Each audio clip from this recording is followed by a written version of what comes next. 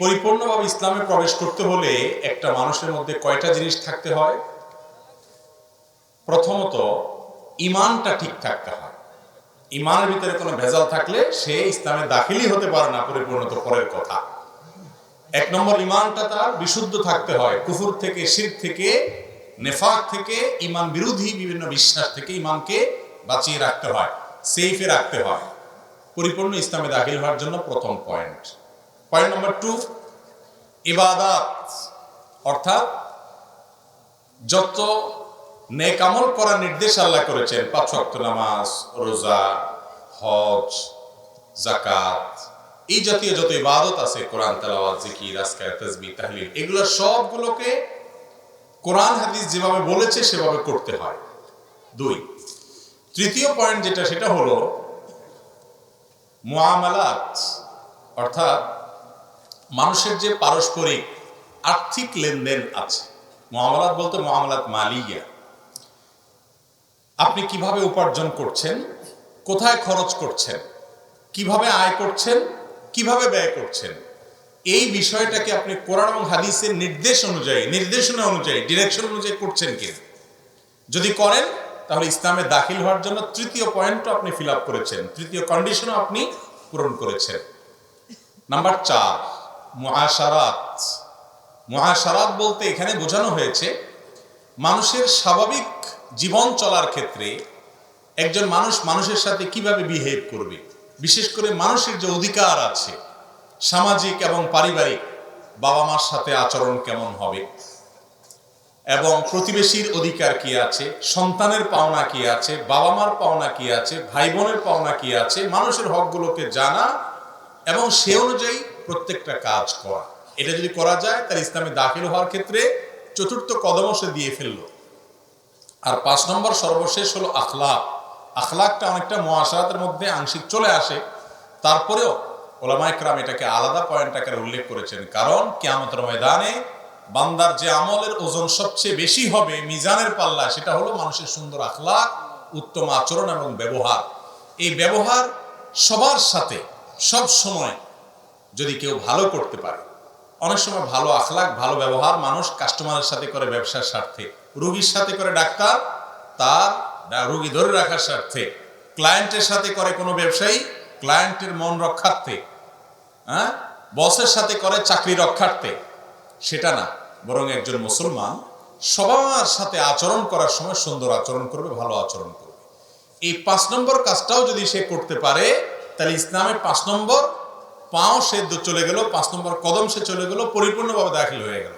তাহলে ঈমান ঠিক রাখা, ইবাদাতগুলো সব ঠিকঠাক মতো করা, লেনদেন এটাতে সম্পূর্ণ হালাল উপার্জন এবং হালাল পথে ব্যয় করা, এটাকে ঠিকঠাক রাখা, কোরআন হাদিস অনুযায়ী করা, এবং সাধারণ কায় কারবার, সামাজিক আচার আচরণ, পারিবারিক যে মানুষের হক অধিকার সেগুলো ঠিকঠাক মতো দেওয়া, আর সার্বিকভাবে মানুষের সাথে এবং মানুষ তো মানুষ আল্লাহর যে কোনো সৃষ্টির সাথে সুন্দর আখলাক, উত্তম আচরণ এটা প্রদর্শন করা, এটা করা।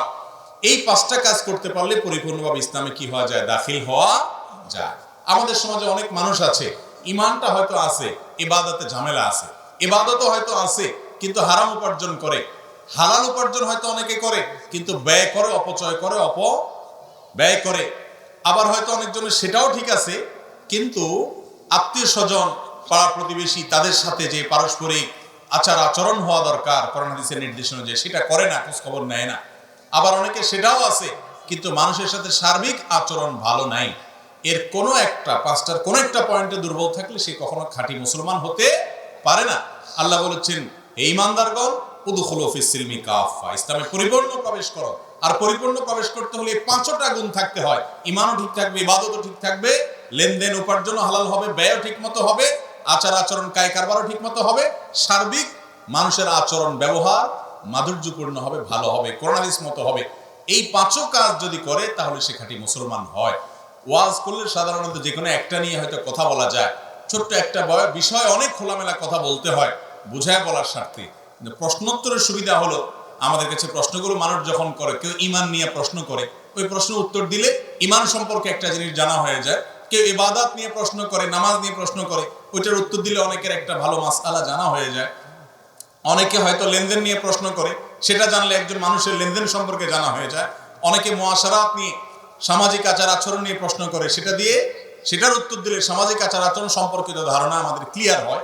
অনেকে দেখা যায় যে সাধারণ আখলাক এবং ম্যানার্স সম্পর্কে প্রশ্ন করেন, সেটার উত্তর দিলে আখলাক সম্পর্কে জানা হয়। তো ইসলামে পরিপূর্ণ দাখিল হওয়ার জন্য যে অনেকগুলো পয়েন্ট আমাদের মধ্যে থাকতে হয়, অনেকগুলো দিক আমাদের মধ্যে থাকতে হয়, সে সব দিকগুলো চলে আসে প্রায় প্রশ্ন উত্তরে। এই জন্য আমরা প্রশ্ন উত্তর সেশনটাকে বিশেষভাবে গুরুত্ব আরোপ করে থাকি। আল্লাহ তাআলা আপনাকে, আমাকে, আমাদের সবাইকে জান্নাতে পরিপূর্ণভাবে দাখিল হওয়ার তৌফিক দান করুন। আধা আধি দাখিল হয়ে কোনো লাভ আছে? কোনো লাভ নাই। আধা আধি দাখিল হলে তার জন্য জান্নাত না। আর ইসলাম আল্লাহ অ্যাকসেপ্ট করবেন না। ইসলাম আল্লাহ তাআলা সেটাই গ্রহণ করবেন, অ্যাকসেপ্ট করবেন যে ইসলামটা পরিপূর্ণ আছে, কমপ্লিট আছে, টোটাল আছে, সব দিক থেকে ইসলাম আছে। আমরা সব দিক থেকে মুসলমান হওয়ার চেষ্টা করবো তো ইনশাআল্লাহ। শুধু ইবাদত বন্দেগীতে মুসলমান অনেক পাবেন, ইমানটা আছে শুধু, এরকম মুসলমান বহুত পাবেন। কিন্তু এই পাঁচও দিক থেকে নিজেকে মুসলমান করতে পেরেছে। মুসলমান মানে কি ভাই? আত্মসমর্পণকারী, আল্লাহর কাছে যে ব্যক্তি সারেন্ডার করেছে। এই সারেন্ডারের মানে কি? ইন্না সলাতি ওয়া নুসুকি ওয়া মাহইয়ায়া ওয়া মামাতি লিল্লাহি রাব্বিল আলামিন। আমার সালাত, আমার কুরবানি, হজ, আমার জীবন, আমার মরণ, এই জীবন মরণের মধ্যে আমার চাকরি, আমার ব্যবসা, আমার কায় কারবার, আমার লেনদেন, আমার উঠা বসা, আমার ভালোবাসা, আমার শত্রুতা, আমার ভালো লাগা, আমার ভালো না লাগা, এই সব কিছু আমার জীবনের মধ্যে আছে না নাই? আল্লাহ তাআলা শিক্ষা দিয়েছেন ইসলাম কিভাবে গ্রহণ করতে হবে। বলুন, ইন্না সলাতি ওয়া নুসুকি ওয়া মাহইয়ায়া ওয়া মামাতি লিল্লাহি রাব্বিল আলামিন। আমার সব কিছু যদি আল্লাহর জন্য নিবেদন করি, তাহলে সেটা হবে ইসলাম, সেটা হবে আত্মসমর্পণ। একজন মানুষ যখন আত্মসমর্পণ করে, সারেন্ডার করে, তখন সে কি বলে যে আমি সারেন্ডার করে অস্ত্র একটা জমা দিয়েছি, বাকিটা আমার কাছে থাক। এই সারেন্ডার গ্রহণ হয়? সব কিছু দিয়ে দুই হাত তুলে ছেড়ে দিয়ে দাঁড়ায় যেতে হয়, আমার হাতে আর কিচ্ছু না, সব দিয়ে দিছি, এবার তুমি যা বলবা তা শুনবো। এটার নাম কি?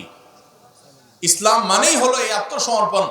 গারদান নেহাদান বাতাআত, ফার্সিতে উলামা ইকরাম এর ব্যাখ্যায় বলেন, খোলাসা কথা এটাই, আত্মসমর্পণ। আর আত্মসমর্পণ তখন হবে যখন আপনার অর্থ, আপনার সম্পদ, আপনার আচার আচরণ, আপনার কায় কারবার, আপনার ব্যবসা বাণিজ্য, আপনার চাকরি বাকরি, আপনার উঠা বসা, আপনার কাউকে ভালোবাসা, কাউকে শত্রুতা করা, এই সব কিছু হবে এই কোরআনের আলোকে এবং হাদিসের আলোকে। এই পরিপূর্ণ দাখিল হওয়া ছাড়া মুসলমান হওয়া যাবে। এখন এই টাইপের মুসলমান হইতে গেলে অনেকে বলবে মৌলবাদী মুসলমান। কি বলবে? মৌলবাদী মুসলমান। হ্যাঁ, যদি এটার নাম মৌলবাদী মুসলমান হয় তাহলে তাই। কারণ মৌলবাদী মানে হলো মূলবাদী, মূলে বিশ্বাসী, যে আমার সবকিছুতে গোড়ায় যেতে হবে, কোরআনে যেতে হবে। যারা মূলে বিশ্বাসী না, তারা তো আগায় আগায় ভেসে চলে। ঠিক না? ঠিক। আগায় আগায় ভেসে ভেসে চললে চলবে?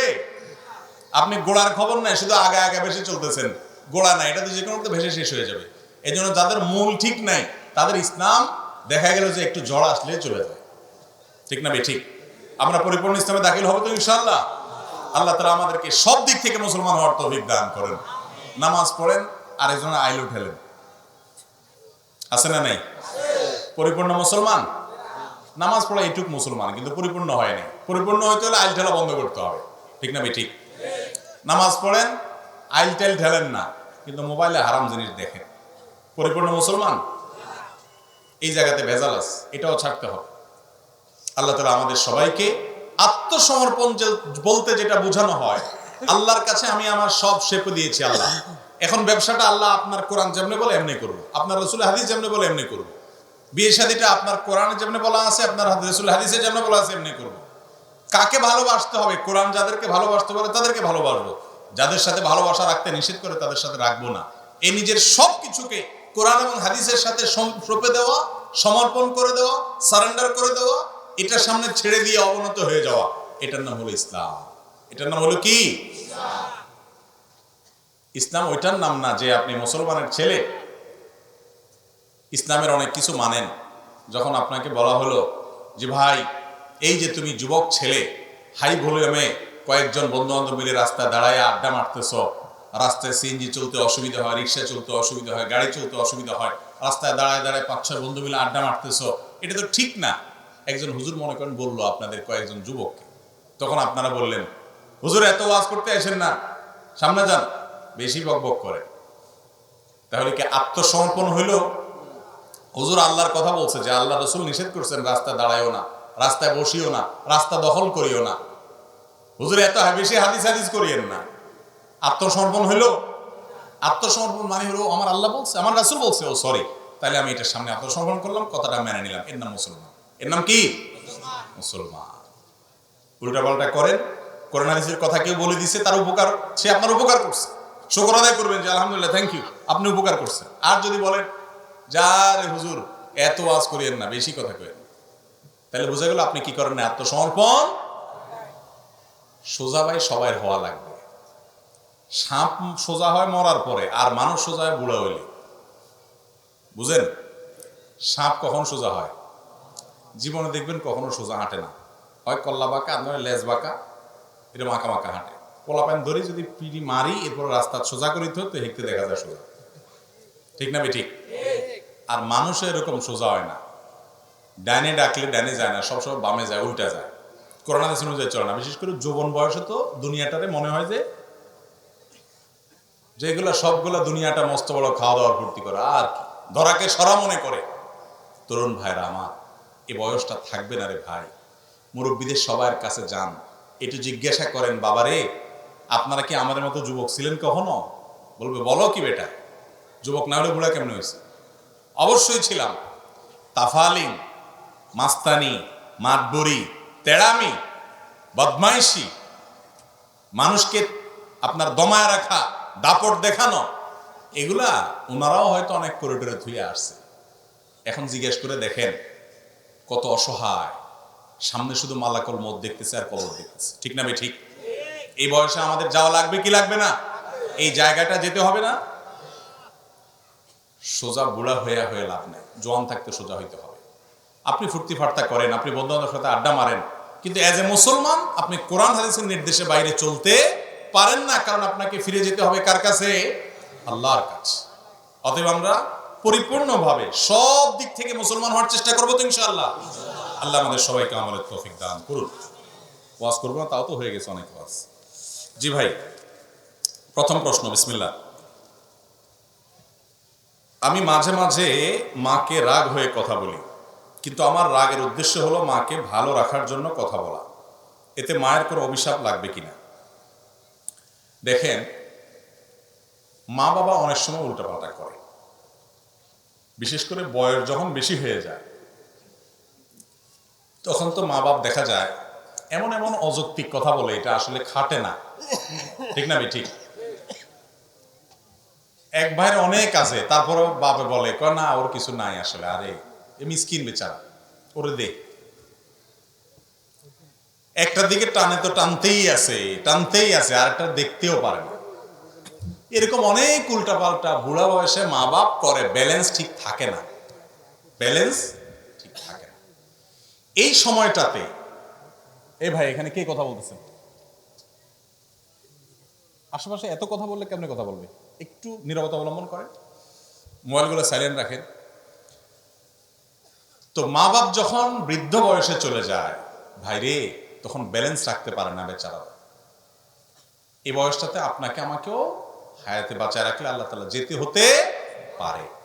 পৃথিবীতে সকল সন্তানের কাছে, সকল বাপ মা, হাতে গোনা ব্যতিক্রম কিছু থাকতে পারে, সব সময় ব্যাকডেটেড থাকে। ব্যাকডেটেড বুঝেন মানে কি? ওল্ড, আগের যুগের, খাটে না এমন কথাবার্তা বলে, স্মার্ট না। কারণ সন্তান সবসময় প্রোগ্রেস থাকে, আপডেটেড থাকে, তারা সবসময় আধুনিক এবং অনেক বেশি অগ্রসর থাকে, যার কারণে বাপ মারা অনেক কিছু বুঝে না। ধরেন আজকালকার কথা, ফেসবুক ইউটিউবের কথাই বলে, একটা ফেসবুক ইউটিউবের কোনো কথা আপনি, আপনার অনেক বাপ মা আছে, বুঝায় বলতেই পারবেন না। ঠিক না ঠিক? এই যে ব্যাপার, এই ব্যাপারগুলোর কারণে যুবকদের কাছে, সন্তানদের কাছে অনেক সময় মনে হয় দুধ আব্বা কি বলে, আম্মা কি বলে, এগুলো অযৌক্তিক, খাটে না, তাও বলে। এই যে আমার বুদ্ধির সাথে তার মিলতেছে না। আবার আমি যখন বুড়ো হয়ে যাব, আমার ছেলে মেয়েরা আবার এত আপডেটেড হবে, এত আপ টু ডেট হবে যে তাদের কাছে আবার আমি এরকম ব্যাকডেটেড থাকবো। ঠিক না ঠিক? কারণ দুনিয়ার সামনে আগাচ্ছে না আস্তে আস্তে। তো এই সময়টাতে বাবা মার সাথে বুঝে না আসলেও, অযৌক্তিক কিছু বললেও বেয়াদবি করা যাবে না। কঠিন একটা জায়গা। আল্লাহ তাআলা জান্নাতে যাওয়াটা শর্ত করে দিয়েছেন, রিদার রব্ব ফি রিদাল ওয়ালিদাইন ওয়া সাখাতুর রব্ব ফি সাখাতিল ওয়ালিদাইন।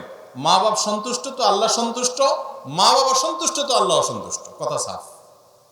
তুমি নামাজ পড়তে পড়তে কপালে সিল লাগাই ফেলছো, কিন্তু তোমার মা বাবা তোমার উপরে সন্তুষ্ট না, তোমার আচরণে তারা কষ্ট পায়, তাহলে তোমার জান্নাতে যাওয়ার কোনো পথ খোলা নেই। নবী করিম সাল্লাল্লাহু আলাইহি ওয়াসাল্লাম স্পষ্ট বলেছেন, তারাই তোমার জান্নাতের দুয়ার, মা বাবাই তোমার জান্নাতে যাওয়ার দুয়ার। যদি তাদের কথা অযৌক্তিক মনে হয়, তুমি রাগ করে ঝাড়ি দিয়ে বেয়াদবি করে তাদের সাথে কথা বলার অধিকার নাই। এখন কথা হলো, অনেক সময় তারা উল্টাপাল্টা করেন, একটু তাদের ভালোর জন্য তাদেরকে বকা দেওয়া লাগে, ভালোর জন্য বকা দেওয়া লাগে। ধরেন কথার কথা, বাবা ডায়াবেটিসের রোগী, তাও মিষ্টি খাবে, ওনার ক্ষতি হবে কিন্তু তাও খাবে। এখন তার ভালোর জন্য তাকে মিষ্টি খাওয়া থেকে থামাইতে হবে, তো কি করবেন? মিষ্টি ওনার হাতের নাগালে রাখবেন না, দূরে কোথাও রাখবেন, ফ্রিজে তালা সিস্টেম করবেন। এখন যদি বাপে বদদোয়া দেয় যে আল্লাহ আমার হতে আমারে মিষ্টি খাওয়ায় না, তাহলে আল্লাহ এই কথা শুনবে না, কারণ আল্লাহ জানে হতে বাপের ভালোর জন্য করতেছে। কথা কি বুঝাতে পারছি? কিন্তু তাই বলে আপনি বেয়াদবি করতে পারেন না, ব্যবহার খারাপ করতে পারেন না, শক্ত ভাষায় কথা বলতে পারবেন না। অনেক সময় রাগ করা যায় মায়ের সাথে, বাপের সাথে। সে রাগটা হয় মায়ার রাগ। কিরকম মায়ার রাগ? ধরেন আপনি আপনার বাবা মাকে বললেন, দেখো তোমার ভালোর জন্য আমি বলছি, তুমি নিজের শেষ করে দিবা। আপনি অস্থির হয়ে বললেন, কিন্তু আপনার বলা থেকে বাপ মা বুঝবে যে আমার ভালোর জন্য বলতেছে, কষ্ট পাবে না, বরং তাদের ভালো লাগবে ছেলে আমাকে মায়া করে। কথা কি বুঝাতে পারছি? তো এই টাইপের রাগ করতে পারেন। কিন্তু যদি আপনি বেয়াদবি করেন, চোখ রাঙান, শক্ত ভাষায় কথা বলেন এবং ধমক দিয়ে কথা বলে দমান, যেটাকে বেয়াদবি বলে, সেটা তাদের ভালোর জন্য আপনি করতে পারবেন। অনেক যুবকরা জিজ্ঞেস করে, বাপে নামাজ পড়ে না, মায়ের নামাজ পড়ে না, কি করবো?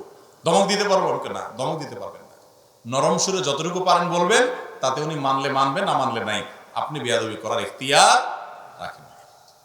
কোরআনে আল্লাহ কেন বলেছেন, ইম্মা ইয়াবলুগান্না ইনদাকাল কিবারা আহাদুহুমা আও কিলাহুমা, তোমার মা বাবার উভয় অথবা যে কোনো একজন বৃদ্ধ হয়ে গেলে, বার্ধক্যে গেলে, ফালা তাকুল্লাহুমা উফ ওয়ালা তানহারহুমা, মা বাপকে ধমক দিয়ে কথা বলো না, উফ বলিও না, যখন তারা বুড়া হয়ে যায়, বার্ধক্যে চলে যায়, বৃদ্ধ হয়ে যায়।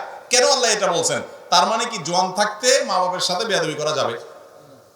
কি বলেন? আল্লাহ বলছেন যখন বার্ধক্যে পৌঁছায় তখন উফ বলিও না, ধমক দিও না। তাহলে এর মানে উল্টাটা কি বোঝা যায়? বার্ধক্যে যতদিন পৌঁছাবে না ততদিন পর্যন্ত কি করতে পারো? ধমক দিয়ে কথা বলতে পারো। আসলে কি তাই? কেন?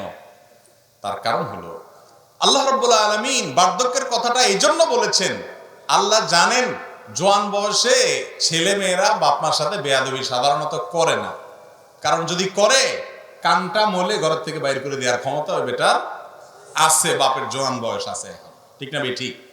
যখন বেচারা রিটায়ারমেন্টে চলে যায়, উপার্জন বন্ধ হয়ে যায়, কোনো পথ থাকে না, ছেলেদের উপরে ডিপেন্ডেন্ট থাকে, ওই টাইমটাতে ছেলেরা বেয়াদবি করার ভয়টা থাকে, যেহেতু তাদের খায়। এই জন্য আল্লাহ সাবধান করছে, ওই টাইমে তুমি কেয়ার করবা, ওই টাইমে তোমাকে কেয়ার করতে হবে।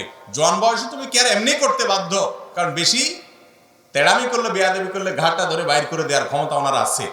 প্রোটেকশন কোরআন থেকে আর বলে না দিল আছে। এই জন্য বার্ধক্যের কথা আল্লাহ বলেছে। এই জন্য বাবা মার সাথে কখনো রুক্ষ আচরণ করা যাবে না, যত যাই হোক। ওনারা উল্টাপাল্টা করলে অন্য কাউকে দিয়ে বলাবেন, আপনি সুন্দরভাবে বলবেন, ধমক দিতে পারবেন না, শাসন করতে পারবেন না। রাগ করবেন, যে রাগ থেকে মধু ঝরবে, যে রাগ থেকে উনি বুঝবেন যে আমাকে মায়া করে রাগ করছে। আল্লাহ তাআলা আমাদেরকে আমলের তৌফিক দান করুন। এরপরে প্রশ্ন হলো, আমার সন্তান ভূমিষ্ঠ হওয়ার কিছুদিন বাকি আছে, দিনদার সন্তান পাওয়ার জন্য কি কি আমল বেশি বেশি করা উচিত? একজন গৃহিণী প্রশ্ন করেছেন। সন্তান যেন দিনদার হয়, সন্তান যেন আল্লাহ ভীরু হয়, এটার জন্য গর্ভস্থ মা তিনি গর্ভ থাকা অবস্থায় সন্তানের জন্য কি কি করতে পারেন? আমাদের অনেক ভাইরা আছেন, তারা বলেন যে গর্ভ অবস্থায় এ আমল করতে হয়, এ আমল করতে হয়, অমুক দোয়া করতে হয়। আসলে কি? দেখুন, আমাদের সন্তান যেন আমাদের অন্তর জুড়ানো সন্তান হয়, সেটা আমরা সবাই চাই, তাই না? বেশিরভাগ মা বাপ চান যে আমার সন্তান যেন থাকে দুধে ভাতে। ঠিক আছে, দুধে ভাতে থাকুক, সুখে থাকুক। এর চাইতে বড় চাওয়া উচিত আমার সন্তান থাকুক মানুষের মতো মানুষ হয়ে, আল্লাহর খাঁটি গোলাম হয়ে, আল্লাহর সাথে পরিচিত হয়ে, কারণ তাতে তার আখিরাতও ঠিক থাকবে, দুনিয়াও ঠিক থাকবে। আর এটা যেন থাকে, সেজন্য গর্ভাবস্থায় বিশেষ করে একজন মা তিনি আল্লাহর কাছে বেশি বেশি সাধারণভাবে দোয়া করবেন, আল্লাহ আমার সন্তান যেন নেককার হয়, আল্লাহ আমার যেন একটা ভালো সন্তান হয়, সে যেন আল্লাহ ভীরু হয়, সে যেন আল্লাহ আপনাকে চিনে, সে যেন মুত্তাকি পরহেজগার হয়। বিশেষ করে কিছু দোয়া কোরআন হাদিসে শেখানো আছে, সেগুলো বলতে পারেন। জাকারিয়া আলাইহিস সালামের দোয়াটা পড়তে পারেন, ইব্রাহিম আলাইহিস সালামের দোয়াটা পড়তে পারেন। আল্লাহ কোরআনে সূরা ফুরকানের ৭৪ নম্বর আয়াতে যে দোয়া শিখেছেন সেটা পড়তে পারেন। রব্বানা হাব লানা মিন আজওয়াজিনা ওয়া যুররিয়াতিনা কুররাতা আয়ুন, আল্লাহ এমন পরিবার সন্তান দেন যারা আমার চোখ শীতল করবে। ওয়াজআলনা লিল মুত্তাকিনা ইমামা, এবং আমাদের গোটা পরিবারকে মুত্তাকিদের ইমাম হওয়ার তৌফিক দান করেন। এই দোয়া পড়তে পারেন। আরেকটা দোয়া আছে জাকারিয়া আলাইহিস সালামের দোয়া, রব্বি হাবলি মিন লাদুনকা যুররিয়াতান তাইয়্যিবা ইন্নাকা সামিউদ দুআ, আল্লাহ আমাকে আপনার তরফ থেকে নেক সন্তান দেন, ভালো সন্তান, সুসন্তান দেন, আপনি দোয়া শ্রবণ করেন। আরো দোয়া আছে রব্বি হাবলি মিনাস সলিহিন, হে আল্লাহ আমাকে আপনি নেক সন্তান দেন। আরো এরকম দোয়া আছে, এই দোয়াগুলো বিশেষ করে করবেন। গর্ভবতী মায়ের জন্য বিশেষ আমল না, এটা সবসময় এটা করবেন, গর্ভাবস্থা আরো বেশি করে করবেন। আর এর পাশাপাশি দোয়া কবুলের সময়গুলো, যেমন ভোর রাত, ৫ ওয়াক্ত নামাজের পর, নামাজের শেষ বৈঠক, এরকম কিছু টাইম আছে দোয়া কবুলের সময়। বৃষ্টির সময় দোয়া কবুল হয়, তারপর মুরগির ডাকের সময় দোয়া কবুল হয়, আজানে কামতের মাঝখানে দোয়া কবুল হয়। দোয়া কবুলের যে জায়গা, শুক্রবারে দোয়া কবুল হয়। শুক্রবার একটা বিশেষ সময় আছে, অনেকে বলছেন আসর মাগরিব এবং সূর্য ডুবার আগে, এই টাইমগুলোতে দোয়া কবুল হওয়ার সম্ভাবনা বেশি থাকে। এই টাইমগুলোতে গর্ভবতী মা বলেন, অন্য যে কেউ দোয়া করবেন এই টাইমে। বিশেষ করে প্রশ্ন যেহেতু উনি করেছেন, আমি বলবো যে বোন, আপনি এই টাইমে সন্তানের জন্য আল্লাহর কাছে চোখের পানি ফেলে দোয়া করবেন। মা বাবার দোয়া সন্তানের জন্য অনেক বেশি কবুল হয়, এর মাধ্যমে সন্তান নেককার হবে ইনশাআল্লাহ। সেই সাথে গর্ভাবস্থায় নেক আমল করলে সন্তানের উপরে তার ভালো প্রভাব পড়ে, ইতিবাচক প্রভাব পড়ে। কোরআন তেলাওয়াত করা, ভালো ভালো কাজ করা, গুনাহের কাজ না করা, হারাম জিনিস না দেখা, মোবাইলে টেলিভিশনে, এই টাইমে অন্য সময় তো করতেই হবে, বিশেষ ইবাদতের দিকে খেয়াল করা, এগুলোর মাধ্যমে ইনশাআল্লাহ নেক সন্তান আল্লাহর কাছ থেকে আশা করা যেতে পারে। বাকি এমনি গর্ভাবস্থায় করার জন্য আলাদা কোনো হাদিসে পৃথক কোনো আমল বলা হয় না, আমি যতটুকু জানি। আল্লাহু আ'লাম বিসওয়াব। এরপরে প্রশ্ন হলো, ওযু করার নিয়ম এক একজন এক এক রকম বলে, আমাদের তো ওযু না হলে সালাতও হবে না, সুতরাং ওযু করার সঠিক নিয়ম জানতে চাই। ওযু করার নিয়ম আবার এক একজন এক এক কথা বলে, এটা আমি প্রথম শুনলাম। নামাজ নিয়ে, নামাজের মাসআলা নিয়ে অনেক মত পার্থক্য আছে, অনেক গন্ডগোল ঝামেলা আছে। ওযু নিয়ে ঝামেলা আছে, আমি তো জানি না, প্রায় সবই এক। তারপরে তিনি জানতে চেয়েছেন ওযুর সুন্নাত তরিকা হলো, আপনি প্রথম 2 হাতের কবজি পর্যন্ত ধোবেন, 2 হাতের কবজি পর্যন্ত 3 বার ধোবেন। এরপরে পানি নিয়ে 3 বার কুলি করবেন। কয়বার কুলি করবেন? 3 বার। কুলিটা করার সময় ভালো করে মুখের ভিতরে পানিটাকে নাড়া দিয়ে সম্ভব হলে একটু গড়গড়া করবেন, গড়গড়া করতে না পারলে অন্তত ভালো করে নাড়া দিবেন 3 বার। 3 বার নাকে পানি দিবেন। নাকে পানি দেওয়ার ক্ষেত্রে ইস্তিনসার সুন্নাত, ইস্তেনশাক এবং ইস্তিনসার এগুলো হলো সুন্নাত।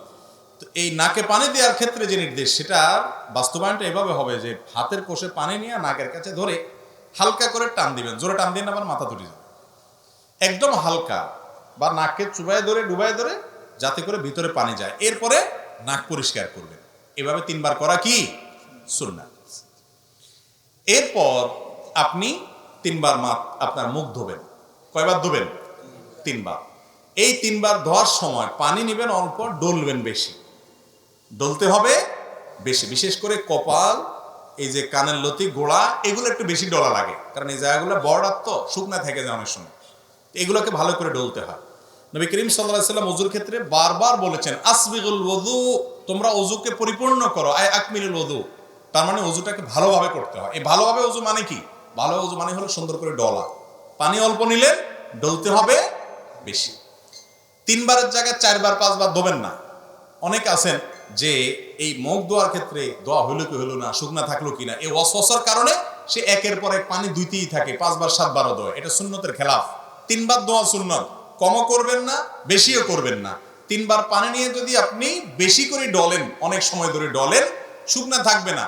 এরপরে যদি আপনার মনে বলে, যদি শুকনা থেকে যায়, তখন মনরে বলবেন শুকনা থাকলে আমি আল্লাহর সাথে বুঝবো, কারণ আল্লাহ রাসূল 3 বার করতে বলছে, আমি 3 বার করছি। এরপর শুকনা আছে কিনা, আমার ডলার আছে, ডলছি, এরপর শুকনা থাকলে আমার কোনো গুনাহ হবে না। আপনি অন্তত টেনশন নেবেন না, আমি দায়িত্ব নিলাম। যদি আপনি ডলারটা সুন্দর মতো করেন আর 3 বার দন, শুকনা যদি আছে এরকম মনে হয়, বুঝবেন এটা ইবলিসে আপনারা দিয়ে পানি অপচয় করাবে, নামাজের জামাত ছুটাবে, আপনাকে ক্ষতিগ্রস্ত করবে নেক্সট সুরতে। এরকম ওয়াসওয়াসা নামাজের মধ্যে যে শয়তান দেয়, ওইটার নাম হলো খিনজাব, হাদিসে আসছে। ওইটা বিশেষ এক টাইপের ইবলিস আছে যে মানুষের নামাজের মধ্যে বিশেষ করে যত রকম ওয়াসওয়াসা আছে সেগুলো দেয়। এই জন্য এটা ওই ইবলিসের কথা শুনবেন না। যদি মনের ভিতরে ওয়াসওয়াসা আসে, বুঝুন যে ইবলিস হাজির হয়ে গেছে। আপনার অজুতে বেশি পানি নষ্ট করায়, বেশি সময় নষ্ট করায় আপনাকে ক্ষতিগ্রস্ত করবে। আপনার মনে হবে যে 3 বারের জায়গায় আমি 5 বার দিতেছি, আমি তো আরো বেশি ভালো করতেছি। বেশি ভালো, বেশি ভালো, এই বেশি ভালো তো ভালো না। বেশি ভালো কি ভালো? ভালো না। তাহলে কয়বার দিতে হবে? 3 বার। এই 3 বার ধোবেন। দাড়ি যদি পাতলা হয় তাহলে একেবারে গোড়া পর্যন্ত যেন যায়, এরকম পানি দিয়ে চেষ্টা করবেন আপনার গোড়া পর্যন্ত পানি পৌঁছানো গেল এটা। এরপরে 3 বার হাত ধোবেন। এই হাত ধোয়ার ক্ষেত্রে আগে ডান হাত ধোবেন, সবাই তো ডান দিয়ে শুরু করি আমরা আলহামদুলিল্লাহ। এই কোণ পর্যন্ত ভালো করে ডলবেন, পানি নেবেন অল্প। এরপরে 3 বার বাম হাত ধোবেন, শেষ। শুরুতে বিসমিল্লাহ বলবেন, বিসমিল্লাহ বলেই করবেন। আরেকটা জিনিস রয়ে গেছে, মেসওয়াক, গুরুত্বপূর্ণ জিনিস। অজুতে শুরুতে আপনি কি করবেন? মেসওয়াক করবেন। মেসওয়াক তো এখন আমাদের আর নাই, হারায় গেছে। কয়জনের পকেটে মেসওয়াক আছে দেখাতে পারবেন এখন? একজনে হাত তুলছেন, 2 জন, আর হয়তো 2-4 জন হবে। মেসওয়াক নাই। ভালো করে শুনে রাখেন, নবী করিম সাল্লাল্লাহু আলাইহি সাল্লাম বলেছেন, লাউলা আন আশুক্কা আলা উম্মতি লা আমারতুহুম বিসওয়াক। যদি আমার উম্মতের জন্য মেসওয়াকটাকে আমি কঠিন মনে না করতাম, আমি মেসওয়াক করাটাকে আবশ্যক, ফরজ, ওয়াজিব করে দিতাম, অর্ডার জারি করে দিতাম যাতে সবাই মেসওয়াক করে। কারণ মেসওয়াক এটা মুমিনের জন্য, ইমানদারের জন্য অনেক উপকারী একটা জিনিস। এটা শুধুমাত্র দাঁত পরিষ্কার করো না, এটার সাথে অনেক কিছু সম্পর্ক আছে, ইমানের সম্পর্ক আছে। ইমানে মৃত্যু যে আমলগুলোর মাধ্যমে হয়, সে আমলগুলোর মধ্যে থেকে একটা হলো মেসওয়াক। মেসওয়াক বেশি বেশি করার মাধ্যমে মৃত্যুর সময় ইমান নিয়ে যাওয়ার তৌফিক নসিব হয়। প্রিয় নবী সাল্লাল্লাহু আলাইহি সাল্লামের জীবনের শেষ আমল কোনটা জানেন? একবারে শেষ আমল, যার পর আর কিছু করতে পারেন নাই, নিঃশ্বাস বন্ধ হয়ে আল্লাহর কাছে চলে গেছেন, রফিকে আলার সাথে সাক্ষাৎ করতে গেছেন। সেই শেষ আমলটা ছিল মেসওয়াক।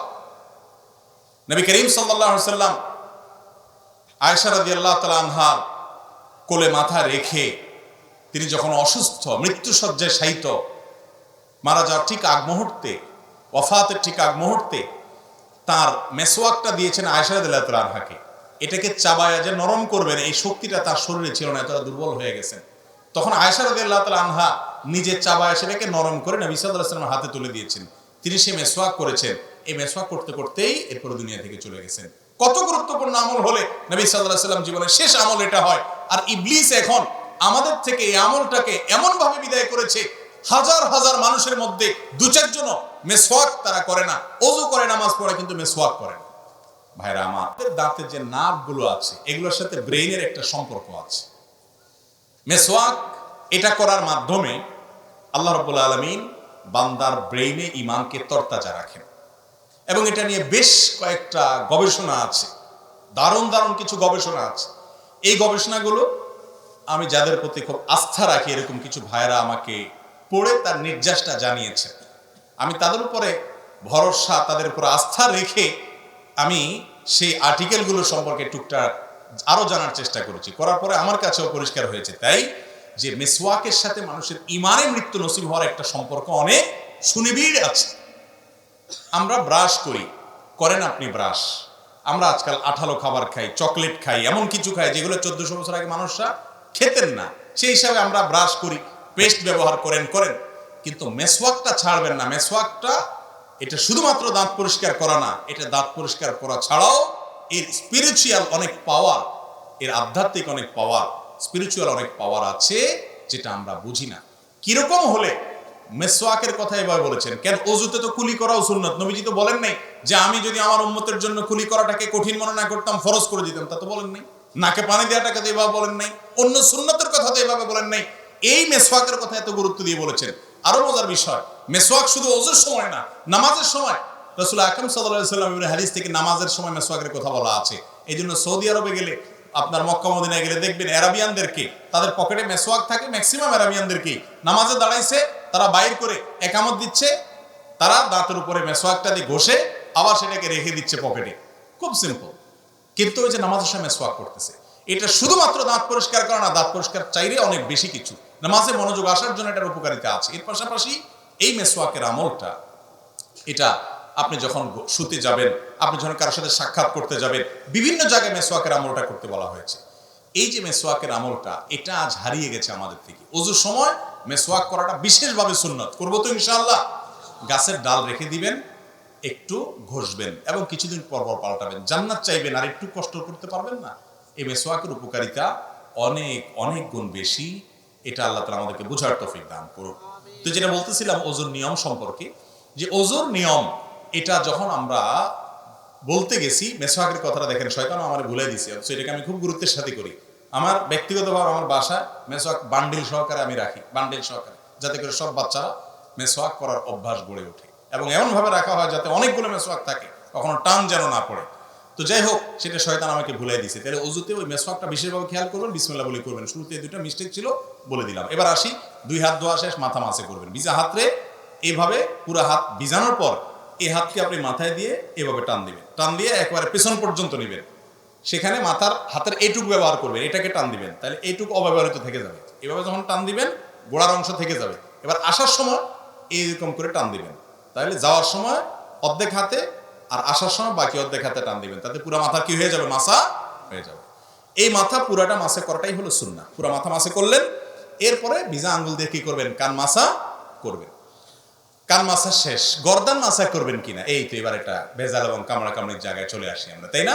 এই একটা জায়গাতে ঝামেলা একটু এবং মতপার্থক্য আছে।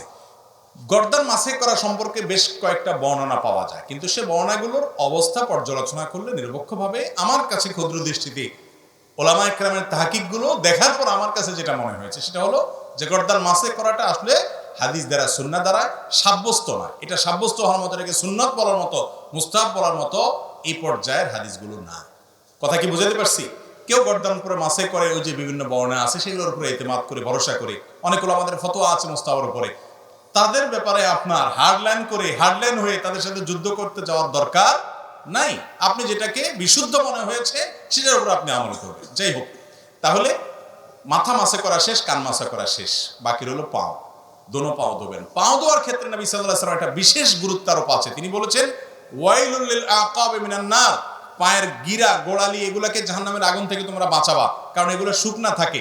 বিশেষ করে যে শীতের মৌসুম চলতেছে, এখন তো আমরা 4G গতির ওযু করি। শীতের সময় 4G গতির ওযু চলে না?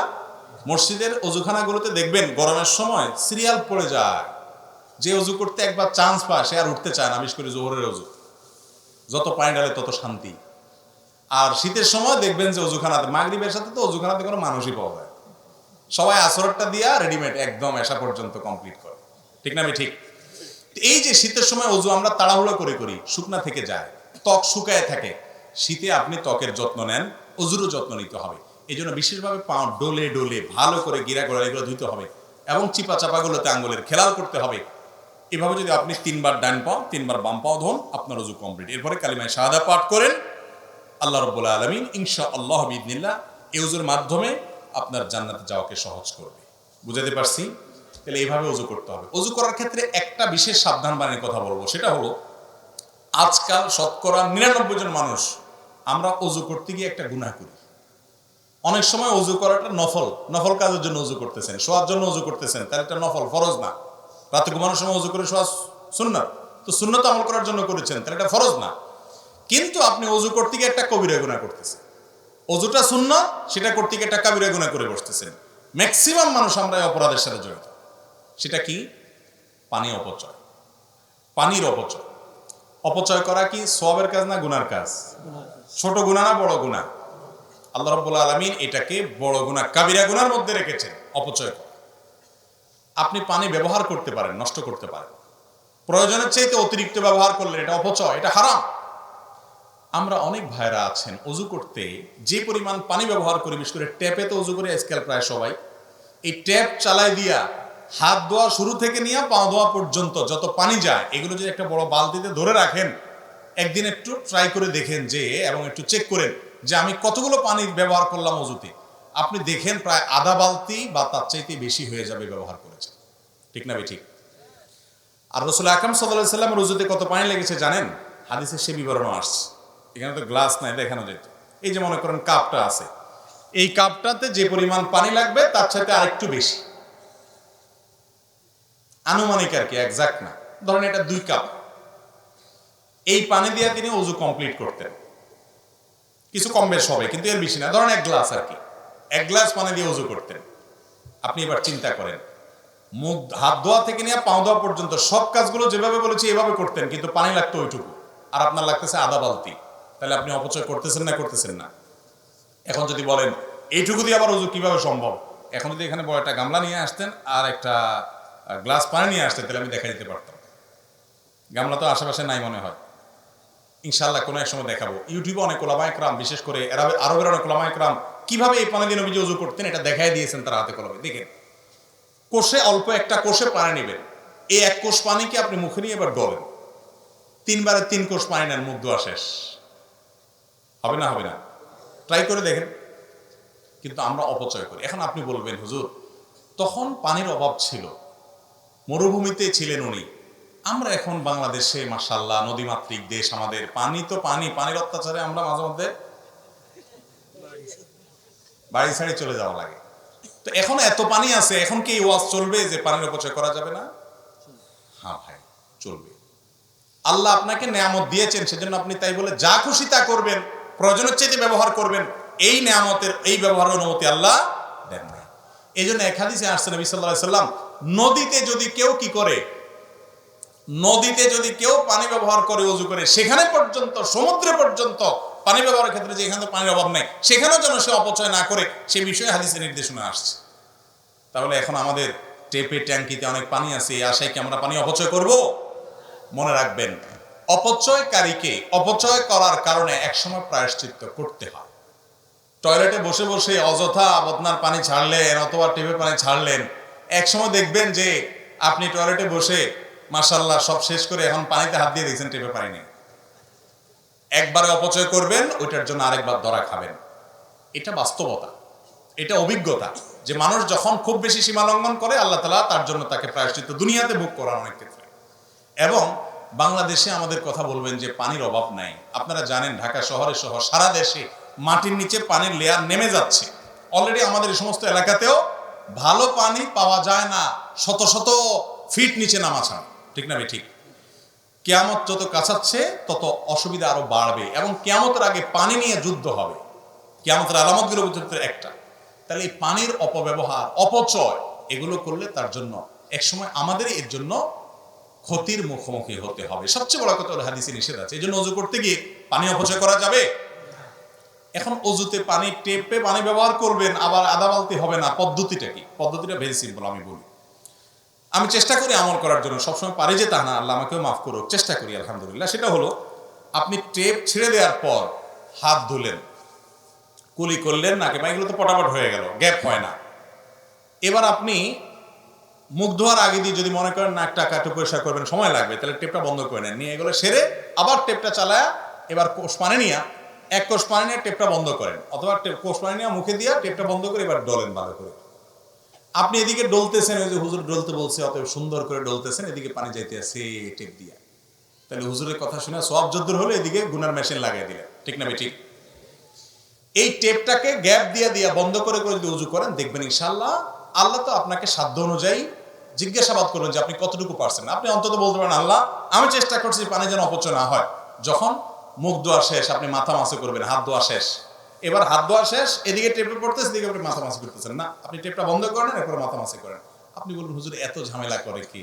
এত ঝামেলা করে সে জান্নাতে যেতে যায় যে, জান্নাতে যেতে যায় যে, এত ঝামেলা করে সে। আপনি জান্নাতে যাবেন, দুনিয়ার সমান 10 দুনিয়া মিনিমাম এটার মালিক হবেন, এত নেয়ামত পাবেন, একটু টেপ বন্ধ করবেন, এটুকু করতে পারবেন না।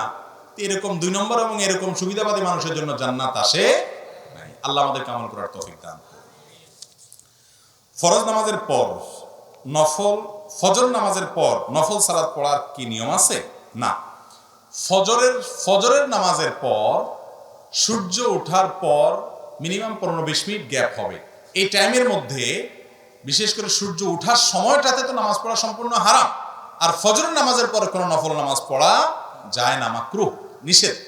কারণ বিভিন্ন হাদিসে আসছে যে ফজরের পরে এবং আসরের পরে কোনো নামাজ নাই। তার মানে আসর থেকে মাগরিব এবং ফজর থেকে নিয়ে সূর্য ওঠা, এই টাইমটাতে কোনো নফল নামাজ পড়া এটা উচিত না, নফল নামাজ পড়া যায় না। এই টাইমটাতে জিকির, আজকার, তাসবিহ, তাহলিল করতে হয়। দোয়া দুরূদ করতে হয়, সকাল সন্ধ্যার দোয়াগুলো পড়বেন, অন্য আমল করবেন, নফল নামাজ পড়বেন না। নফল নামাজ পড়বেন কখন? সূর্য উঠে মিনিমাম 15-20 মিনিট গ্যাপ হয়ে গেছে, দেরি হয়েছে, এরপর থেকে আপনি এবার জোহরের নামাজ ওয়াক্ত হওয়ার আগ পর্যন্ত যত মনে চায় নফল পড়েন, অসুবিধা নেই। কথা কি বুঝতে পারছি? এরপরে প্রশ্ন হলো, আমরা তো অজু ভঙ্গের ও নামাজ ভঙ্গের কারণ জানি, তবে ঈমান ভঙ্গের কারণ জানি না। সুতরাং কিভাবে ঈমান ভঙ্গের কারণগুলো জানতে পারবো? ঈমান ভঙ্গের কারণগুলো নিয়ে আমাদের একটা বক্তব্য আছে, বেশ দীর্ঘ, 25-30 মিনিটের, ইউটিউবে ফেসবুকে পাওয়া যায়, সেটা বিস্তারিত শুনে নিতে পারেন। যেহেতু বোন প্রশ্ন করেছেন, তাকে আমরা এক নজরে ঈমান ভঙ্গের কারণগুলো জানাই দিচ্ছি। এটা খুব দরকারি কথা যে আমরা নামাজ ভঙ্গের কারণ জানি, অজু ভঙ্গের কারণ জানি, রোজা ভঙ্গের কারণ জানি, কিন্তু ঈমান ভঙ্গের কারণ জানি না। ঈমান কি ভাঙে না ভাঙে না? ভাঙে। তো ভাঙলে এবার ঈমান ভঙ্গের কারণগুলো বলতে পারবেন এরকম মানুষ কয়জন আছেন? হাত তোলেন।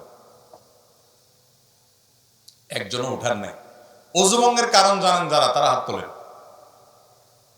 সবাই জানেন, মাশাআল্লাহ। তাহলে অজু ভঙ্গের কারণ জানেন, নামাজ ভঙ্গের কারণ জানেন। অজু ভাঙলে, নামাজ ভাঙলে সেটা বড় বিষয় না ঈমান ভাঙলে সেটা বড় বিষয়? ঈমান ভাঙলে সেটা বড় বিষয় না। ঈমান কিসে ভাঙে আপনি যদি না জানেন, তাহলে জোড়া লাগাবেন কেমন? ভাঙলে আবার সেটা আবার নবায়ন করবেন, রিপেয়ার করবেন কিভাবে? রিপেয়ার যদি না করতে পারেন, আপনার বয়স 80-90 চলে গেছে, ঈমান কতবার ভেঙে বসে আছে আপনি জানেন না, জোড়া লাগান নাই, তাহলে তো আপনি বেঈমান হয়ে দুনিয়া থেকে যাচ্ছেন। ডেঞ্জারাস না বিষয়টা? এই যে ঈমান ভঙ্গের কারণগুলো সম্পর্কে জানা দরকার আছে না নেই? আমি এক নজরে সংক্ষেপে বলে দিচ্ছি। ঈমান ভঙ্গের কারণগুলোকে ওলামায়ে কেরাম নানাভাবে ব্যাখ্যা করেছেন। মৌলিক কারণ খুবই কম। এর ভিতরে প্রসিদ্ধ একটা ব্যাখ্যা হলো যে ঈমান ভঙ্গের 10টি কারণ আছে। এই 10টি কারণের ভিতরে সর্বপ্রথম কারণ হলো শিরকে আকবর করা, আল্লাহর সঙ্গে কাউকে শরীক সাব্যস্ত করা। আল্লাহকে যেভাবে ইবাদত করছেন, একই ইবাদত কোনো পীর সাহেবরে, কোনো কবরকে করলেন। আপনি আল্লাহকে যেভাবে উপাসনা করতেছেন, সেই উপাসনাটা যদি কোনো মানুষকে করেন, আল্লাহকে যে ইবাদত নিবেদন করতেছেন, সেই ইবাদত একইভাবে অন্য কোনো মানুষ বা ব্যক্তিকে বা কোনো বস্তুকে করেন, যেভাবে মুশরিকরা কোনো মূর্তির সামনে ইবাদত করে সে যেরকম শিরকে লিপ্ত হয়, মুশরিক হয়ে যায়, মুসলমানের সন্তান ঈমান আনার পরে যদি শিরকে আকবর করে, তাহলে সেক্ষেত্রে সে কি হয়? মুশরিক হয়। এই বড় শিরক, এটা ঈমান ভঙ্গের কারণ। বড় শিরক কিভাবে হয়, বিস্তারিত হয়, এগুলো আমরা জানবো ইনশাআল্লাহ বিইذনিল্লাহ অন্য কোনো আলোচনায়। দ্বিতীয়ত, আল্লাহর সাথে বান্দার যদি কোনো মিডিয়া সাব্যস্ত করেন, কিরকম মিডিয়া? যে এর ছাড়া আল্লাহরে পাওয়া যাবে না। যেমন আমাদের অনেক ধর্মের ভাইরা মনে করেন যে আল্লাহকে পাইতে হলে সরাসরি পাওয়া যাবে না, বিভিন্ন দেবতা ধরতে হবে, এই জন্য অনেক দেবতার পুজো করে তারপরে ঈশ্বর পর্যন্ত, আল্লাহ পর্যন্ত যেতে হবে। ইমানদার যদি মনে করে যে আল্লাহকে পাইতে হলে আল্লাহর বিভিন্ন ভায়া আছে, এগুলো ধরতে হবে, ওনাদেরকে ছাড়া আল্লাহকে পাওয়া যাবে না, এরকম যদি মনে হয় এবং আল্লাহর ইবাদতটা তাদের মাধ্যমে করে, তাহলে সেটাও ঈমান ভঙ্গের কারণ।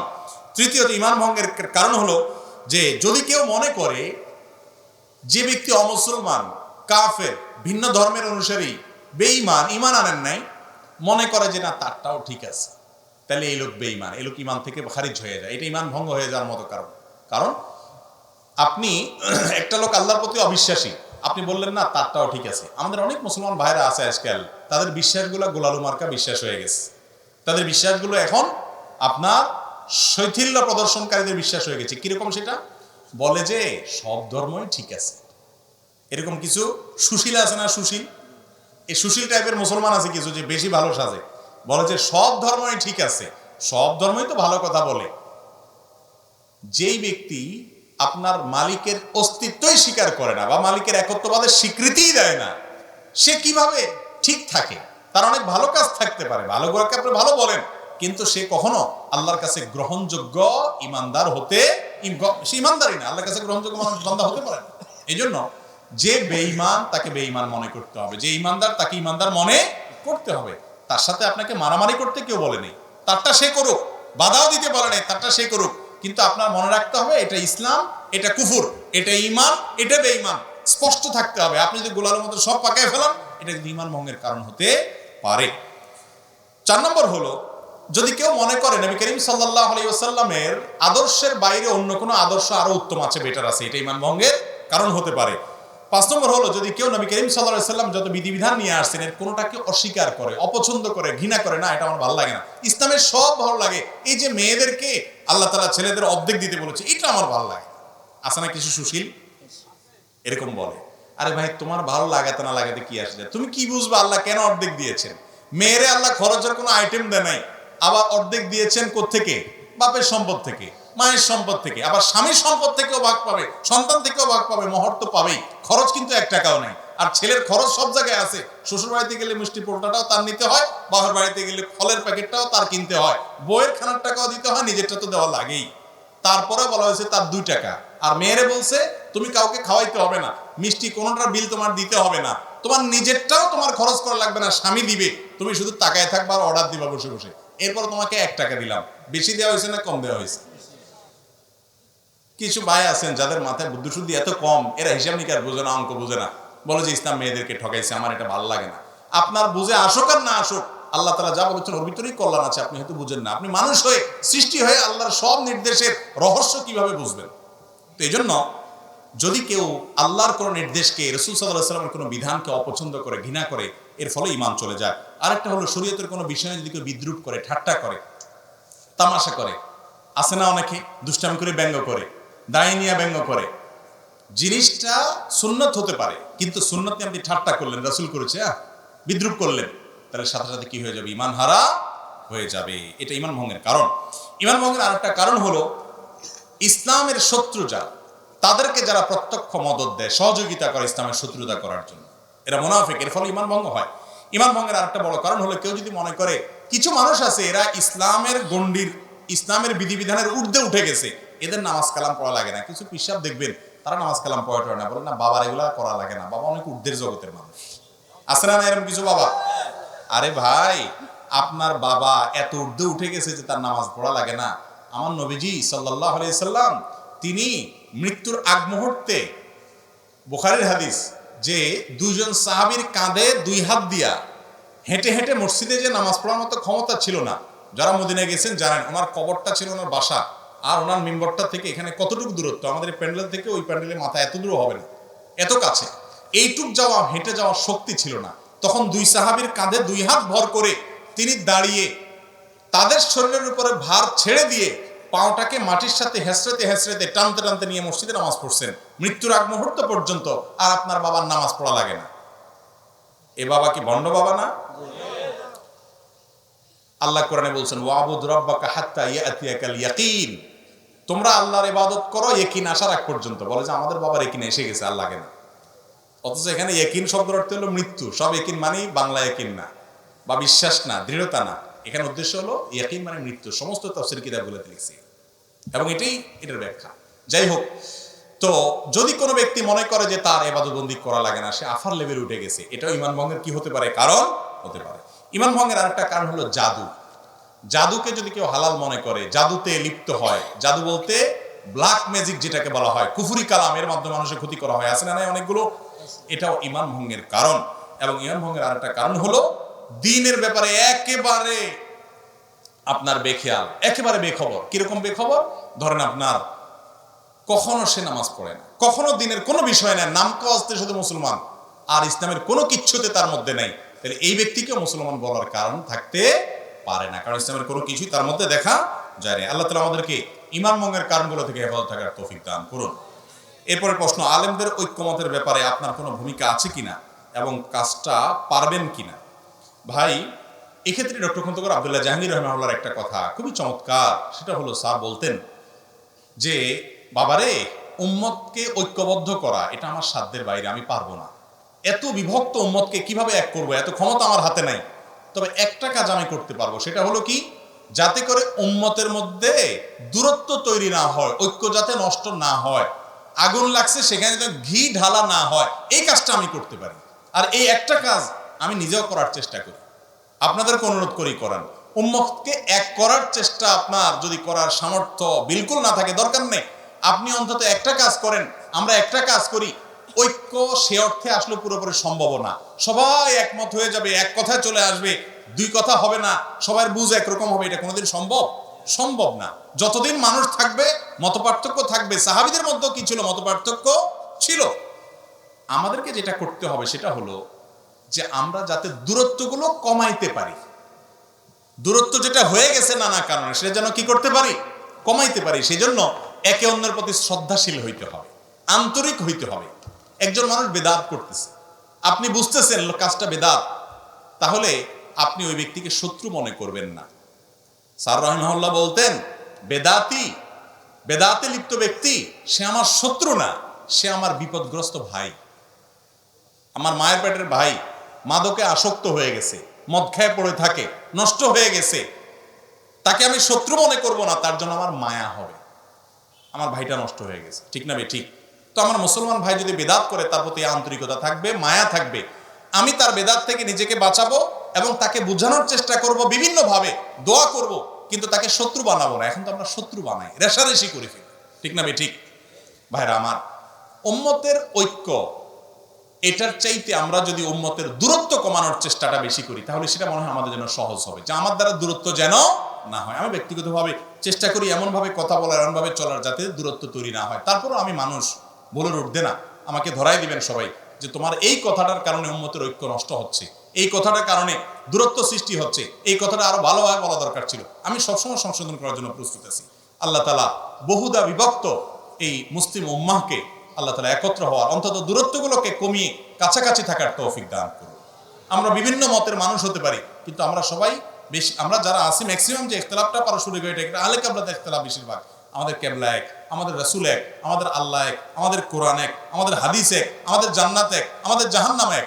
ভাই, জান্নাতে কোরআন হাদিসের অনুসারীদের মধ্য থেকে যত মতপার্থক্যপূর্ণ বলয় আছে, গ্রুপ আছে, যদি তাওহীদ ঠিক থাকে, ইমানটা যদি পরিপূর্ণ পিওর থাকে, তাহলে এই সব গ্রুপ থেকে মানুষ জান্নাতে যেতে পারে কি পারে না?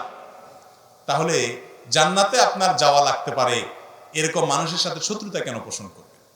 অতএব পারস্পরিক কাদা ছোড়াছড়ি, দলাদলি করবেন না আল্লাহর ওয়াস্তে। বিশেষ করে আলেমদের মত পার্থক্যের মধ্যে সাধারণ মানুষ জড়াইয়া আপনারা গ্রুপবাজি করবেন না। আমার পক্ষ হয়ে আরেক হুজুরের গোষ্ঠী উদ্ধার করলেন, আরেক হুজুরের পক্ষ হইয়া ফেসবুকে আমার বিরুদ্ধে যুদ্ধ করবে, এটা করবেন না। যারা আমাকে মহব্বত করেন, ভক্তি করেন, ভালোবাসেন, আমি সবসময় বলি, ভাই আমাকে যদি কেউ গালি দেয়, আল্লাহর হস্তে আপনি পাল্টা আরেকটা গালি দিয়েন না। যদি দেন তাহলে আপনি আমাকে অনুসরণ করলেন না, এটা আমি আদর্শ বিশ্বাস করি না। আপনি আমাকে মহব্বত করেন, কেউ গালি দিলে পারলে তারা বুঝায়েন, না পারলে তাকে আল্লাহর হাওলা করে চলে আসেন, কামড়াইতে যায় না। আমাকে ভক্তি করতে গিয়ে অতিরঞ্জন করে কোনো আলেমের সাথে বেয়াদবি করিয়েন না, এবং আল্লাহ আমাকেও যেন এটার উপর আমল করার তৌফিক দান করেন, বলুন আমিন। আমাদের দেশে এখন উম্মতকে এক করা অনেক বেশি দরকার ভাই। 4-5 জন হুজুর 4-5 মতের, ধরেন এক হুজুর এক গ্রুপের, আমি আর নাম নিতেছি না কোনো গ্রুপের, আরেক হুজুর আরেক গ্রুপের, আপনারা বিভিন্ন গ্রুপের হুজুর চিনেন না? এই 4-5 গ্রুপের হুজুর একসাথে হয়ে একটা সেলফি তুলছে, মানে কোথাও যাচ্ছে একটা ছবি উঠেছে যে 4-5 হুজুর এক প্লেটে খানা খাইছে বা একসাথে বসছে। পাবলিক খুব খুশি হয়ে যায় না? ফেসবুকে এসব ছবি গেলে লাইকের বন্যা পড়ে যায়। এখান থেকে বোঝা যায় পাবলিক চিন্তা করলো, আল্লাহ এই 1 কেজি ব্যাং মাপা সম্ভব, কিন্তু হুজুর 4-5 জন একসাথে করা সম্ভব না। ব্যাং মাপা বুঝছেন? পাল্লার মধ্যে 1 কেজি ব্যাং উঠে মাপা সহজ না কঠিন? কঠিন কাজ না? বলি এই কাজটা যত কঠিন, ভিন্ন ভিন্ন চিন্তার, আজকাল আমাদের অবস্থা এরকম হয়ে গেছে, ভিন্ন ভিন্ন চিন্তার মুসলমানদেরকে এক করাটা তার চাইতে কঠিন হয়ে গেছে। একটু এক হয়ে গেলে মানুষ আশাবাদী হয় যে আলহামদুলিল্লাহ দূরত্ব কমবে।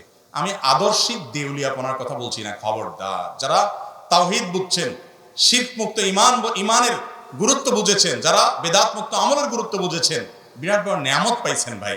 কিন্তু আপনার নিয়ামতের কারণে আপনি আবার অহংকারী হয়ে বাকি সবাইকে একেবারে গরু ছাগল মনে করে তাদেরকে শত্রু বানায়া আপনি নিজে এমন কিছু করবেন না যাতে আপনার গুনাহ হয় উল্টা। এই জন্য আল্লাহর নিয়ামতের শুকর আদায় করেন আর অন্যদেরকে সংশোধনের জন্য কাজ করেন, দরদ বা মায়াটা অন্তরে রাখেন। আমি নিজেও যে পারি তা না, অনেক ভুল ত্রুটি হয়। আল্লাহ তাআলা আমাকে আপনাকে আমাদের সবাইকে সংশোধন হওয়ার তৌফিক দান করুন। দেশে এক এক আলেম এক এক ফতোয়া দেয়, মানুষ বিভ্রান্ত হয়। আপনারা সবকে একসাথে করে আলোচনা করে মাসালাগুলো সমাধান করা যায় না? ভাই, এটার উত্তর গত পরশুদিন মৌলভীবাজারে দিছিলাম মাহফিলে, আজকে আবার বলতে হয় যেহেতু প্রশ্ন এসে গেছে, সংক্ষেপে বলি। আচ্ছা, আপনাদের এই এলাকাতে সবাই সয়াবিন তেল তো খান তরকারির সাথে না? কোন তেলটা, কোন ব্র্যান্ডের তেলটা সবচেয়ে ভালো? তীর, রূপচাঁদা, তীর, হ্যাঁ। আর ফ্রেশ, বসুন্ধরা, রূপচাঁদা, পুষ্টি, ওই চাল লাগবে না, হয়ে গেছে। আচ্ছা, এই যে তেলগুলো খান আপনারা সয়াবিনের, এগুলোর বোতলের গায়ে কি লেখা আছে দেখছেন? কত ভাগ খাঁটি লেখা আছে? না 90 ভাগ লেখা আছে যে 10 ভাগ ভেজাল দিছি আমরা ভাই, আর 90 ভাগ খাঁটি। এরকম কেউ লেখে? কি লেখে? 100 ভাগ খাঁটি, তাই না? আচ্ছা, এখন আপনি একজন তেলখোর হিসাবে, মানে তেল খান সেই হিসাবে, আপনি কি কখনো বলছেন যে কার কথা শুনুন? রূপচাঁদালা বলে আমারটা 100 ভাগ খাঁটি, বসুন্ধরা বলে আমারটা 100 ভাগ খাঁটি, পুষ্টিয়ালা বলে আমারটা 100 ভাগ খাঁটি।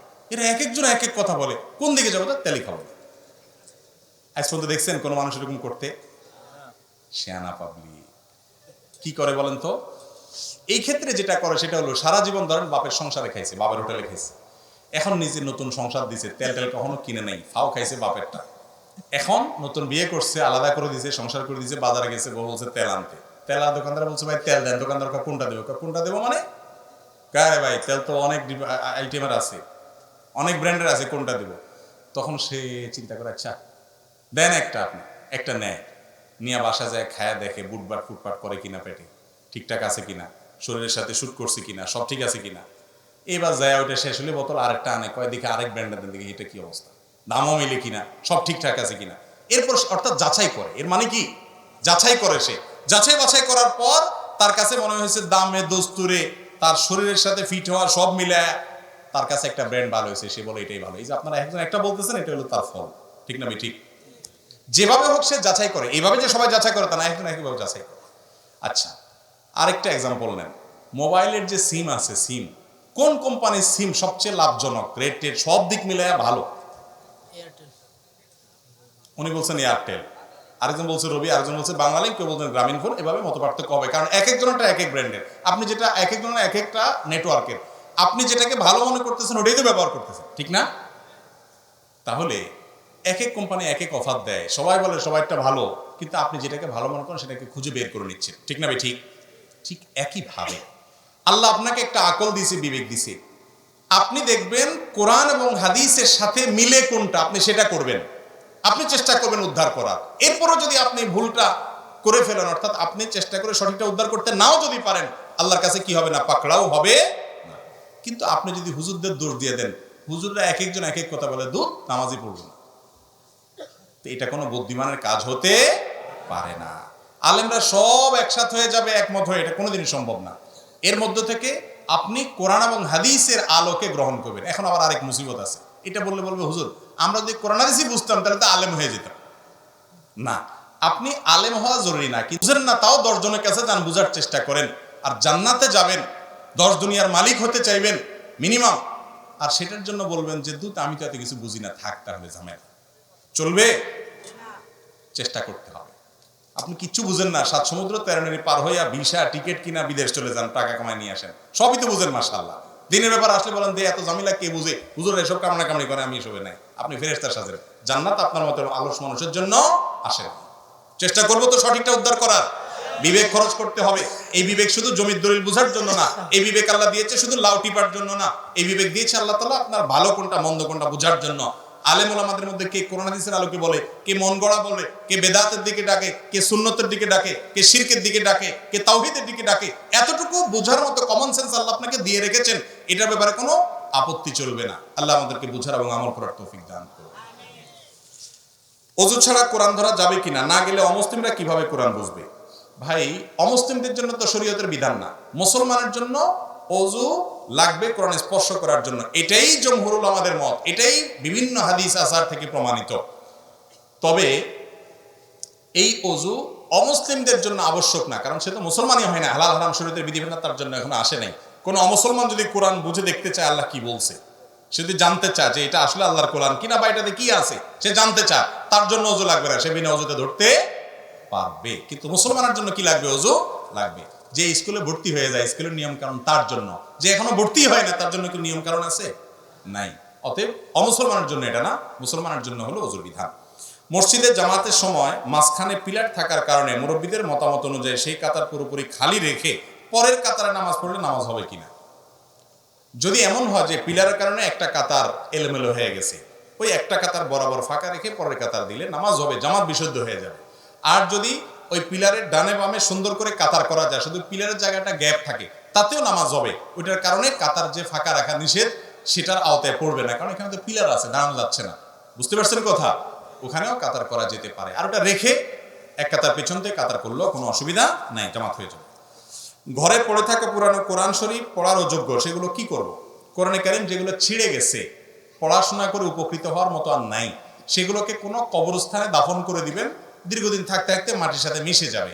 অথবা এমন কোনো পানিতে ফেলে দিতে পারেন যে পানিতে আস্তে আস্তে আস্তে পানিতে থাকতে থাকতে এটা পানির সাথে মিশে যাবে। বুঝতে পারছি? আর এটাকে আগুনে পোড়ানো যাবে কিনা, বিভিন্ন আসার থেকে, বিভিন্ন বর্ণনা থেকে আগুনে পোড়ানোর কথাও পাওয়া যায়। কোনো কোনো সাহাবীর আমল যতটুকু মনে পড়ে যে পাওয়া যায়, আগুনে পুড়িয়ে তারা আপনার এ জাতীয় ব্যবহার অযোগ্য কোরআন এগুলোকে তারা ছাই করে, ছাই হয়তো কোথাও ফেলে দিয়েছেন, দাফন করেছেন। কিন্তু আমাদের এই সময়টাতে বিশেষ করে মানুষ আজকের পৃথিবীতে কোনো কিছুকে আগুনে পোড়ায় প্রতিবাদ জানায়, জেদের চোটে আগুনে পড়ে, তাই না? সে পড়াটা উচিত অনুচিত আরেক কথা। যেহেতু এটা করে, অতএব আমি বলবো যে এইটা যেহেতু কোরআন হাদিস অনুযায়ী আপনাকে করতে হবে এমন কোনো নির্দেশনা না, বিভিন্ন আসার থেকে পাওয়া যায়, জাস্ট এটুকু। তো এটার উপরে আমি আমল না করার পরামর্শ দিব। কারণ হলো এটার উপরে আমল করতে গেলে বিভ্রান্তি হতে পারে, ভুল বুঝাবুঝি হতে পারে। কেউ বলবে যে হ্যাঁ কোরআনে আগুন লাগছে, এখানে আপনাকে হত্যাপন্ত করতে পারে মানুষ, ভুল বুঝে যে কোরআন অবমাননা করছে। ঠিক না ভাই? ঠিক। আরো নানান কি সমস্যা আছে। সবচেয়ে বড় কথা হলো এটা যে একেবারে করণীয়, আপনার করতে হবে এটাই একমাত্র অবলম্বন, তা তো না। এই জন্য দাফন করা বা অন্যান্য যে পদ্ধতি আছে সেগুলো অবলম্বন করবেন। আর অনেক উলামা একরাম এগুলোরই পরামর্শ দিয়ে থাকেন, এবং সেটা আমাদের বর্তমান যে পরিস্থিতি, বর্তমান যে মানুষের আপনার পোড়ানোর ক্ষেত্রে মানুষের যে পদ্ধতি, লাইফস্টাইল এবং মানুষের যে নিয়ম, সেটাকে আমলে রাখলে আমরা বলবো যেটা দাফন করবেন অথবা সম্মানজনক কোনো জায়গায় আপনার পানি ইত্যাদিতে ফেলবেন, যেখানে আস্তে আস্তে পানির সাথে মাটির সাথে মিশে যাবে। এক ব্যক্তি জমি বিক্রয় করলেন 8 ডিসিম, যিনি কিনলেন তিনি রেকর্ড করলেন 10 ডিসিম, সমাজে কোনো প্রতিকার নাই, এক্ষেত্রে ইসলামিক আইনে কি বিধান আছে? দেখেন, যে ব্যক্তি কিনলেন তিনি যদি একজন মানুষকে অশিক্ষিত পেয়ে বা সহজ সরল পেয়ে 10 ডিসিম রেজিস্ট্রি করে নেন, তাহলে তিনি 8 ডিসিম জমি কিনলেন, আর বাকি 2 ডিসিম জমি কিনেন নাই, জাহান্নাম ভোগ করলেন। কি ভোগ করেছেন? জাহান্নাম ভোগ করেছেন। ভাইরে, এই জমিন কবরে নিতে পারবেন না, ছেলেমেয়েরা ভাগযোগ করে নিয়ে যাবে, কিন্তু আপনাকে ঠিকই এর জন্য আল্লাহর কাছে জবাবদিহি করতে হবে। 1 বিঘত জায়গা যদি কারোর অন্যায় ভাবে কেউ আত্মসাৎ করে, সাতবক জমিনকে আল্লাহ তাআলা তার গলা ঝুলিয়ে দিবেন এবং তাকে ধসাতে থাকবেন। জঘন্য শাস্তি। আল্লাহ কোরআনে বলেছেন, যারা অন্যের সম্পদ অন্যায়ভাবে আত্মসাৎ করে তারা তাদের পেটে তারা আগুন প্রবেশ করায়, সম্পদ না। অতএব ওই যে 2 ডিসিমিল জায়গা অতিরিক্ত লিখিয়েছেন, ওইটা জায়গা লেখেন না, ওইটা জাহান্নাম লেখাইছে। আল্লাহ তাআলা আমাদেরকে বুঝার তৌফিক দান করুন। হারাম এটা কখনো আমাদেরকে আরাম দেয় না। বাইরে এই চুরিদারি করে, আইলঠেলি করে মানুষ কখনো শান্তি পায় না, বড়লোক হয় না, ছোট লোকই থাকে। শুধুমাত্র শয়তান তাকে দিয়ে পাপের কাজ করা। এই জন্য হারাম ছাড়ার জন্য কলিজা লাগে, ইমান লাগে। আমি হারাম খাবো না, আল্লাহ তাআলা ইনশাআল্লাহ হালালে কি দিবে? বরকত দিবে। এরপরে প্রশ্ন হলো, হজ ফরজ হওয়ার পর যদি ইচ্ছাকৃত হজ না করে তাহলে কি শাস্তি হবে? নবী করিম সাল্লাল্লাহু আলাইহি সাল্লাম বলেছেন, তোমাদের কারো হজ ফরজ হলে হজ করে ফেলো, দেরি করবা না। কারণ দেরি করলে এমন কিছু ঘটনা ঘটতে পারে, এমন কোনো ঘটনা ঘটতে পারে যেই ঘটনার ফলে তুমি হজ করতে পারবা না। এই জন্য ওই অসময় আসার আগে আগে হজ করে ফেলো। যারা হজ বিলম্ব করেছেন তারা অন্যায় করেছেন। হজ ফরজ হয়ে গেলে সাথে সাথে করে ফেলতে হয়। আমাদের দেশে মানুষ হজ সাথে সাথে করে না কেন জানেন? কারণ অনেকে মনে করে যে হজ করে ফেললে আর আকাম কুকাম করা যায় না, এত জোয়ান বয়সে হজ করে তাহলে মুসিবত, অনেক এখন আকাম কুকাম বাকি আছে, এগুলো এত সকাল বন্ধ করে দিলে কেমনে হবে? আমি বলি, ভাই কোন হুজুর আপনার এই মাসালা দিছে যে হজ করলে আর আকাম কুকাম করা যায় না? কি বলছে? কোথায় পাইছে হজ করলে আকাম কুকাম করা যায় না? ফালতু কথা। হজ করলে আকাম কুকাম করা যায় না এই কথা নাই কোথাও। আপনি হজ করার আগেও আকাম কুকাম করবেন না, হজ করা ছাড়াও করবেন না। ঠিক না? ঠিক। হজ করলে আর আকাম কুকাম করা যাবে না, এর মানে হলো হজ না করলে করা যাবে। এর মানে এটা না? আসলে কি তাই? হজ না করলে কি অপকর্ম করা যাবে? খারাপ কাজ করা যাবে? হারাম কাজ করা যাবে? সর্বাবস্থায় হারাম কাজ থেকে বেঁচে থাকতে হবে। আবার অনেকে মনে করে কি, ওই যে হজের ব্যাপারে একটা হাদিস আসছে, যে ব্যক্তি হজ করছে, মান হাজ্জা ফালাম ইয়ারফুস ওয়া লাম ইয়াফসুক রাজাআ কায়াউমি ওয়ালাদাতহু উম্মু, যে ব্যক্তি হজ করলো, ভালোভাবে হজ করলো, হজ করে ফিরে আসলো, সে মায়ের পেট থেকে ভূমিষ্ঠ হওয়া সন্তানের মতো আসলো। এই জন্য সারা জীবনে চুরি, ডাকাতি, দুর্নম্বরী, দুর্নীতি, মানুষের রক্ত চোষা, জমির আইল ঠেলা, তারপরে যে যত রকম হারামখুরি আছে সব করে পয়সা করি কামাইয়া এরপরে বুড়া বয়সে রিটায়ারমেন্টের পরে সুন্দর করে টুপি টাপা লাগায়া সাদা কাপড় পরে হস্টেজ করে দেখে যে সব ব্যানিশ করে দিয়ে চলে আসলো। এত সোজা ভাইরা মা, এটা ভুল ধারণা। তাহলে ওই যে হাদিসে আসছে হজ করলে নিষ্পাপ হয়ে যায়, তার মানে কি? তার মানে হলো বান্দার হক যদি থাকে সেটা আপনাকে আদায় করতে হবে। আপনার ছোটখাটো গুনাহ আছে, কবিরা গুনাহ থেকে আপনি তওবা করেছেন, তাহলে হজের মাধ্যমে নতুন খাতা করলেন আপনি। কিন্তু মানুষের হক নষ্ট করেছেন বা বড় কোনো অপরাধ করেছেন, তওবা করেন নাই, সেগুলো কি হবে না? হজের মাধ্যমে মাফ হবে না। এরপরে প্রশ্ন হলো, আমার কাছে ফোন থাকলেও আমার হস্তমৈথুন হয়, না থাকলেও হয়, এ থেকে বাঁচার উপায় কি? এই প্রশ্ন সম্ভবত আমার একটা প্রশ্ন উত্তর দেওয়ার প্রেক্ষিতে ভাই করেছেন। আমরা বলেছিলাম যে যারা হস্তমৈথুনের বদভ্যাসে আক্রান্ত হয়ে গেছেন, এই হারাম থেকে, কবিরা গুনাহ থেকে বের হতে পারছেন না, তাদেরকে বলেছিলাম যে স্মার্টফোনে আজে বাজে জিনিস দেখার ফলে এই বিপদগামিতার পথে মানুষ যায়, এগুলো দেখা বন্ধ করেন। তো প্রশ্নকর্তা বলেছেন যে এগুলো দেখা বন্ধ করার পরে অনেকের হবে, সেটা খুব লিমিটেড সময়ের জন্য। আপনি যদি নিয়মিত ধরেন 2-3 মাস স্মার্টফোন দেখা বন্ধ করেন, অর্থাৎ স্মার্টফোন দেখা বলতে হারাম জিনিস দেখা বন্ধ করেন, হারাম কোনো ভিডিও, খারাপ জিনিস দেখা বন্ধ করেন, অফলাইনে অনলাইনে কোনোভাবে না দেখেন, প্রথম কিছুদিন হয়তো ওই আগে যেগুলো দেখেছেন সেগুলোর মনে হয়ে আপনার ভিতরে এই পাপের তাড়না জাগ্রত হবে। কিন্তু দীর্ঘদিন পর্যন্ত যখন আপনি নিজেকে এটা থেকে দূরে সরাবেন, ইনশাআল্লাহ একসময় দেখবেন এটা আল্লাহ তাআলা ভুলাই দিচ্ছেন। বিশেষ করে যখন তওবা করবেন, খাঁটি তওবা, আল্লাহ তাআলা ভুলাই দিবেন, একটু সময় লাগবে। এজন্য ওই সময়টা ধরে থাকতে হবে। নামাজে যাবেন, নামাজের মধ্যে ওই জেনার কথা মনে আসবে, খারাপ জিনিসের কথা যেগুলো দেখে আসছেন, এই জন্য দেখা ছেড়ে দেন। ছেড়ে দেওয়ার পরেও কিছুদিন হয়তো আসবে, একসময় ইনশাআল্লাহ হেফাজতে আল্লাহ তাআলা রাখবেন। তাছাড়া আরো কিছু পরামর্শ দিচ্ছি, সেগুলো আমল করবেন। নিঃসঙ্গ থাকবেন না, একাকিত্ব, নিঃসঙ্গ, এগুলো এই বদভ্যাসের একটা বড় কারণ।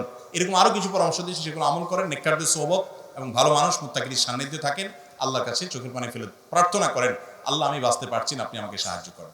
ইনশাআল্লাহ অবশ্যই আল্লাহ তাআলা কি করবেন? সাহায্য করবেন। আল্লাহ বলেছেন আল্লাযীনা জাহাদু ফিনা লানাহদিয়ান্নাহুম সুবুলানা, যারা আমার রাস্তা আসতে চায় তাদেরকে আমি একটা নয় বরং আমার দিকে আসার জন্য বহু রাস্তা দেখিয়ে দিই।